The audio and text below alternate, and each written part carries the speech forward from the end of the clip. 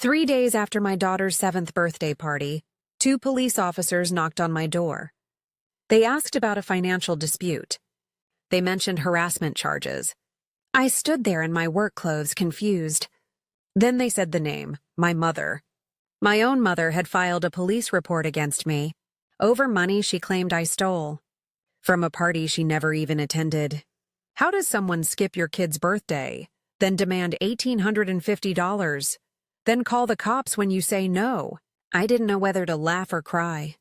But I did know one thing. I had receipts. Before we get into how this went down, drop a comment. Where are you watching from, and what time is it right now? Hit the like button if you've ever been blindsided by your own family. And stick around, because this story gets wild. Let me back up. Because the party? That was only the beginning. I'm a single parent. I've raised my daughter Mia alone since she was 6 months old. 2 jobs, night shifts, side gigs. Whatever it took, my family, they were never really there. I have a brother, Tyler, golden child. Could do no wrong. Every family dinner, every holiday, every conversation somehow circled back to him. Me, I was the backup plan. The one who got a polite nod and a, "That's nice, honey," when I shared good news. When Mia took her first steps, I called my mom to tell her. She was at Tyler's apartment helping him pick out curtains. Kindergarten graduation? My mom and stepdad RSVP'd yes, then canceled the morning of. Tyler had a flat tire. He needed a ride. I stopped expecting them to show up. But I kept inviting them. Out of duty, I guess. Or maybe hope.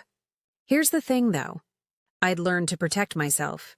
A few years back, my stepdad asked to borrow $3,000 for car repairs. I lent it. He never paid me back.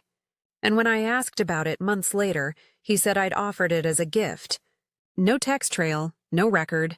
Just my word against his. After that, I saved everything. Every text. Every Venmo request. Every RSVP. I kept a shared Google Doc for family events. Screenshots, timestamps, everything. People thought I was paranoid. Turns out I was just prepared. This birthday was supposed to be different. Mia asked for one thing. Her whole family there. I planned Mia's party for weeks. Rented a small event space. Hired a face painter. Ordered a custom cake. Sent invitations a month early. My mom, stepdad, and Tyler all RSVP'd yes. In writing. In the family group chat. I spent $1,200. That's a lot for me. But Mia's smile was worth every penny. The morning of the party, I was setting up tables when my phone buzzed. Mom. So sorry, emergency with Tyler. We can't make it. We'll make it up to Mia. No details. No follow-up. I called. Voicemail. I texted Tyler. He replied 2 hours later. Family stuff. Sorry. I kept the party going. I smiled. I sang happy birthday. I took pictures. But Mia kept looking at the door. Waiting for Grandma. She never asked where they were. She just stopped smiling as big. 2 days later, my phone lit up. A Venmo request. From my mother. $1,850. The note said, "Party reimbursement. Pay by Friday." I stared at it. Reimbursement for what?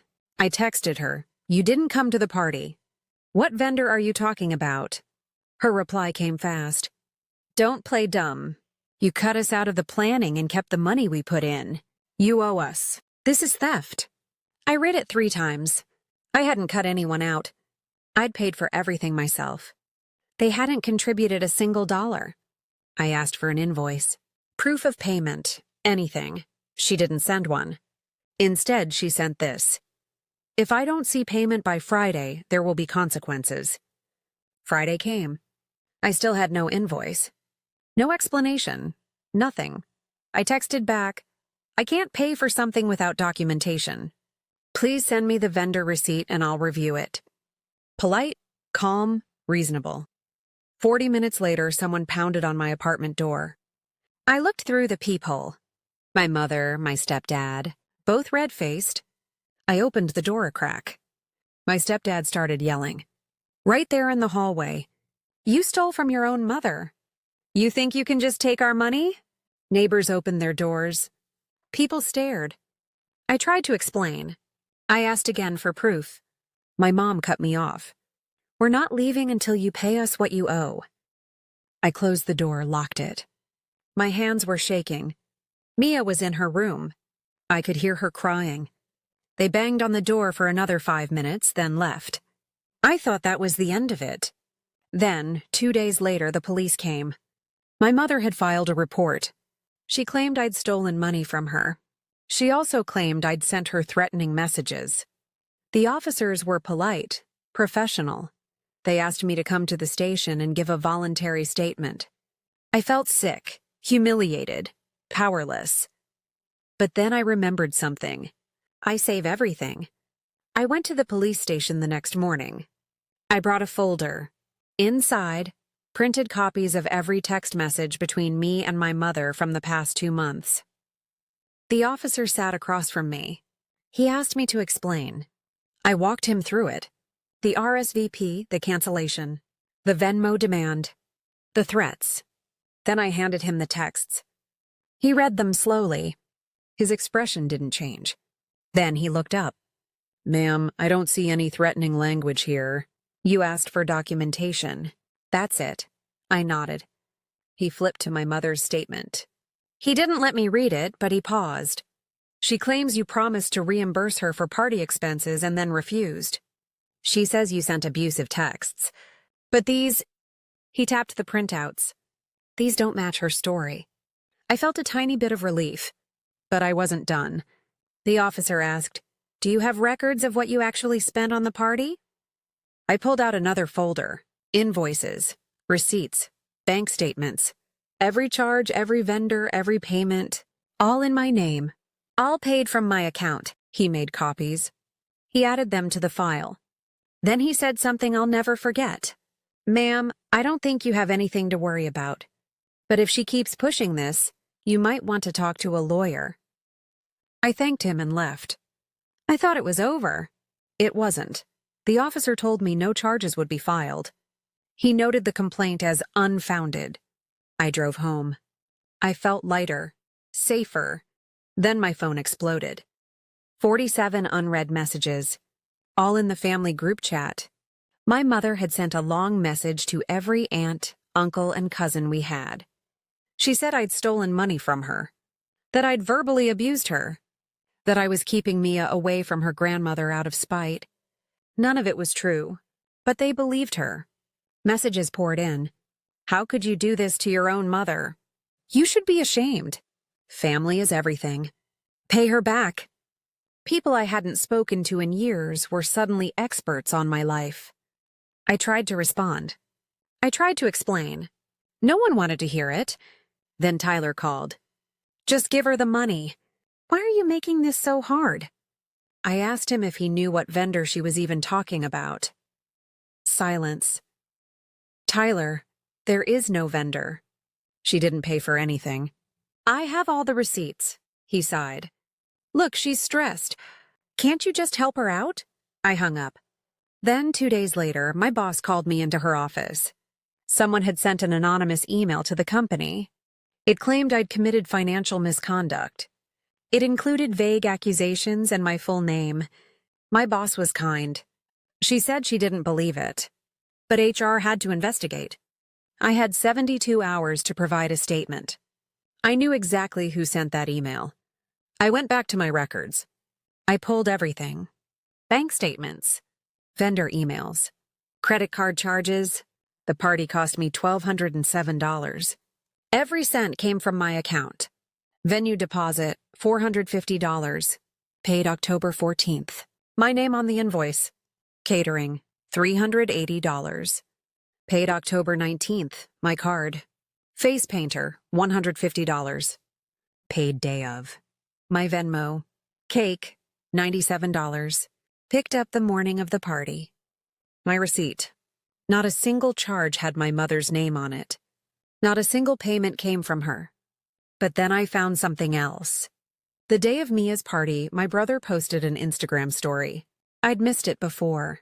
I didn't check social media much that day, but now I looked. The story was time-stamped 2:14 p.m., the exact time the party was starting. Location tag Lakeview Resort and Spa, 80 miles away. In the video, Tyler was holding a drink by a pool. In the background, clear as day, were my mother and stepfather, lounging, laughing, no emergency. No crisis, just a weekend getaway they chose over my daughter's birthday. I screenshot everything. I saved the location data. I archived the post before it disappeared. Now I had the full picture. They lied. They ditched Mia. Then they tried to extort me. And I had proof of every single piece. I needed to understand why. Why go this far? So I called Tyler. Privately. In my state, you can record a call as long as one party consents. I consented. I hit record. I kept my voice calm. Tyler, I just want to understand what's going on. Why is Mom saying I owe her money? He hesitated. Look, she's just stressed right now. Stressed about what? Long pause. Then he said it. Okay, look. Don't tell her I told you. But stepfather lost some money. Like a lot. In a poker game. I stayed quiet. He's in for about $8,000. Mom's been trying to borrow from friends, but no one will lend it. Then she saw your posts about Mia's party and figured you had some extra cash. I closed my eyes. So the $1,850, yeah, it's just a number. She thought maybe you'd pay it and they could cover part of the debt. And when I said no, she panicked. Stepfather told her to pressure you. The police thing was his idea. I thanked Tyler. I ended the call. I sat in silence for a long time. They didn't skip the party because of an emergency. They skipped it for a spa trip. Then they tried to squeeze me for someone else's gambling debt. And when I refused, they weaponized the police in my job. Now I knew exactly what to do. I found a family law clinic that offered free consultations. I booked an appointment. The attorney listened to everything. She took notes. Then she gave me a plan. Step 1. Send a formal cease and desist letter to my mother and stepfather. Cite harassment and defamation. Demand they stop contacting me, stop spreading false claims, and stop involving third parties. Step 2. File a counter-report with the police. Provide all my documentation. Show that the original complaint was false and retaliatory. Step 3.